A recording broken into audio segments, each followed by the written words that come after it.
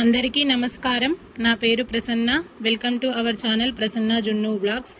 ఈ వీడియోలో మనం సింపుల్గా బగారా రైస్ అండ్ అలాగే చికెన్ కర్రీ ఎలా తయారు చేయాలో చూద్దామండి. ముందుగా చికెన్ని తీసుకొని శుభ్రంగా కడగాలి. నేను ఇక్కడ 1/2 kg చికెన్ని తీసుకుంటున్నాను. తర్వాత అందులో 1.5 స్పూన్ కారం వేసుకోవాలి. అలాగే మీ రుచికి తగినంత ఉప్పు వేయాలి. ఇక్కడ నేను పింక్ సాల్ట్ వాడుతున్నాను, అందుకే కలర్ అలా అనిపిస్తుంది. కొద్దిగా పసుపు వేసుకోవాలి. 1/2 స్పూన్ అల్లం వెల్లుల్లి పేస్ట్ వేయాలి. అల్లం వెల్లుల్లి పేస్ట్ మనం ఆనియన్స్ ఫ్రై అయ్యాక కొద్దిగా వేస్తామండి, అందుకే దీంట్లో కొద్దిగానే వేసుకోవాలి. అలాగే 1 స్పూన్ ఆయిల్ వేసుకోవాలి. ఇవన్నీ చికెన్ ముక్కలకి బాగా పట్టేటట్టు కలుపుకోవాలి. తర్వాత ఒక 1/2 అవర్ అలా పక్కన పెట్టుకోవాలి. మీకు టైం లేదు అనుకుంటే ఇలా కలుపుకొని వెంటనే అయినా చేసుకోవచ్చు. నేను ఇక్కడ ఎక్కువ స్పైసెస్ లేకుండా చాలా సింపుల్గా చేస్తున్నాను. ఇలా చేస్తే కిడ్స్ కూడా చాలా ఈజీగా తినేస్తారు. స్టవ్ వెలిగించి కళాయి పెట్టి అందులో ఆయిల్ వేసి ఆయిల్ బాగా హీట్ ఎక్కిన తర్వాత మనం ముందుగా కట్ చేసి ఉంచుకున్న ఆనియన్స్ని వేయాలి. అలాగే ఒక పచ్చిమిర్చి వేసుకోవాలి. ఇవి రెండు కలుపుతూ కొద్దిగా వేగిన తర్వాత కరివేపాకు వేసుకోవాలి. ఇవన్నీ గోల్డెన్ బ్రౌన్ కలర్ వచ్చేంత వరకు మనం ఫ్రై చేసుకోవాలండి. ఇలా ఫ్రై అయిన ఆనియన్స్లో 2 మీడియం సైజు టమాటోస్ని కట్ చేసి వేసుకున్నాను. ఇక్కడ టమాటాస్ ఎక్కువ ఫ్రై అవ్వనవసరం లేదు, ఎందుకంటే చికెన్ వేసిన తర్వాత ఎలాగో చికెన్తో పాటు అవి కూడా మగ్గిపోయి మనకి గ్రేవీ అనేది చిక్కగా వస్తుంది. ఆల్రెడీ నేను చికెన్లో పసుపు వేసాను కాబట్టి కొద్దిగా వేస్తున్నాను. కొద్దిగా అల్లం వెల్లుల్లి పేస్ట్ వేస్తున్నాను. అల్లం వెల్లుల్లి పేస్ట్ ఇవన్నీ బాగా ఫ్రై అయిన తర్వాత మనం ముందుగా మ్యారినేషన్ చేసి పెట్టుకున్న చికెన్ని వేసుకోవాలి. ఇలా వేసుకున్న తర్వాత ఒకసారి అంతా కలిసేటట్టు కలపాలి.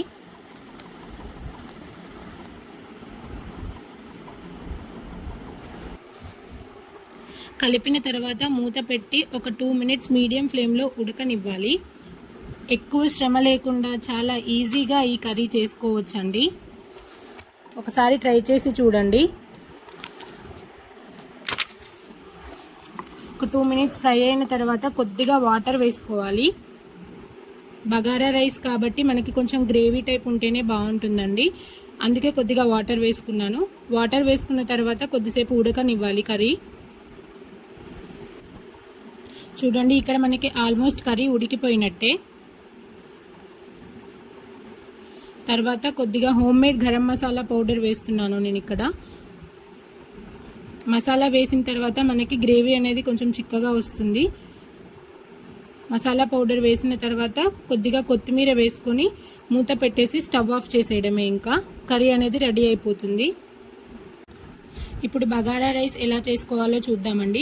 నేను ఇక్కడ ఈ కప్ మీకు చూపించిన కప్పుతోటి 2 కప్స్ ఆఫ్ రైస్ తీసుకుంటున్నాను. బాస్మతి రైస్ తీసుకుంటున్నానండి. నేను ఒక 2 టైమ్స్ బాగా వాష్ చేసుకున్న తర్వాత 1 కప్కి 1.5 కప్ వాటర్ కొలతలాగా తీసుకోవాలండి. అప్పుడు మనకి రైస్ అనేది పొడి పొడిలాడుతూ వస్తుంది. ఈ రైస్ని మనం ఒక 1/2 అవర్ అలా నానబెట్టుకోవాలండి. తర్వాత స్టవ్ వెలిగించి గిన్నె పెట్టుకొని అందులో కొద్దిగా ఆయిల్ అలాగే కొద్దిగా గీ వేస్తున్నానండి. అవన్నీ వేసిన తర్వాత బగారా దినుసులు వేసాను. అవన్నీ కొద్దిగా ఫ్రై అయిన తర్వాత ఒక పచ్చిమిర్చి అలాగే పొడుగా కట్ చేసుకున్న ఒక ఉల్లిపాయని వేస్తున్నానండి. ఇవన్నీ బాగా ఫ్రై అవ్వనివ్వాలి. ఇవన్నీ ఫ్రై అయిన తర్వాత కొద్దిగా అల్లం వెల్లుల్లి పేస్ట్ వేస్తున్నానండి. అల్లం వెల్లుల్లి పేస్ట్ కూడా బాగా ఫ్రై అవ్వాలి.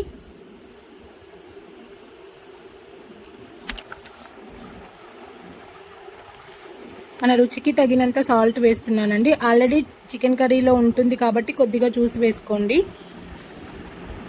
మనం ముందుగా తర్వాత మనం 1.5 తో సహా వేసేయాలండి.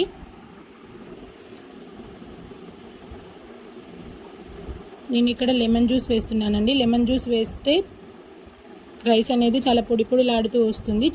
చిన్న నిమ్మకాయలో 1/2 మాత్రమే పిండాను నేను. తర్వాత మూత పెట్టుకొని మీడియం ఫ్లేమ్లో ఒక 15 మినిట్స్ ఉడకబెట్టిన తర్వాత పైన కొత్తిమీర చల్లేస్తే అయిపోతుందండి. వేడివేడిగా bagara rice and chicken curry ready అయిపోతుంది. Thank you for watching. అంతే ఇంకా ఈ వీడియో. Bye bye.